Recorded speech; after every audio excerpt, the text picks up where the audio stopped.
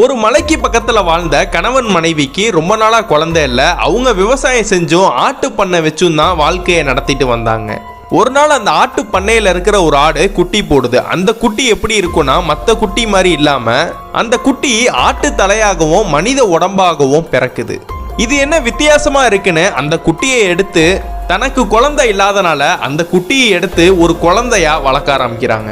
இவங்க என்னென்ன சாப்பாடுன்னா சாப்பிட்றாங்களோ அந்த சாப்பாடை தான் அந்த குட்டிக்கும் தராங்க. அந்த குட்டியை பாத்து டப்புலனா குளிக்க வைக்கிறாங்க. அந்த குட்டிக்கு அழகா ட்ரெஸ்னா போட்டு விடுறதுன்னு செல்லம்மா பாத்துக்கிறாங்க. ஒரு நாள் அந்த குட்டியோட அம்மா இவங்க வீட்டுக்கு முன்னாடி வந்து நின்றுச்சு. இவங்க எல்லாரும் வெளியில போய் அந்த ஆடை அடிச்சு விரட்டிடுறாங்க. ஒரு நாள் வெளியில போறப்ப அந்த வீட்டோட டோரை சரியா பூட்டாம போயிடுறாங்க. வீட்டுக்கு வந்து பார்த்தா அந்த சின்ன குட்டியை காணோம். அங்கிட்டு தேடி பார்க்கறாங்க, அந்த குட்டி கிடைக்கல. எங்க போச்சுன்னு ரொம்ப தூரத்துல போய் இந்த ஆட்டுக்குட்டியை பார்த்தா அவங்க அம்மா கூட இந்த ஆட்டுக்குட்டி நின்றுட்டு இருக்கு. அதெல்லாம் பார்த்து அவங்க அந்த ஆட்டுக்குட்டியை மட்டும் தூக்கிட்டு வந்துட்டு அந்த ஆட்டுக்குட்டியோட அம்மாவை அங்கேயே சுட்டு கொன்னுடுறாங்க.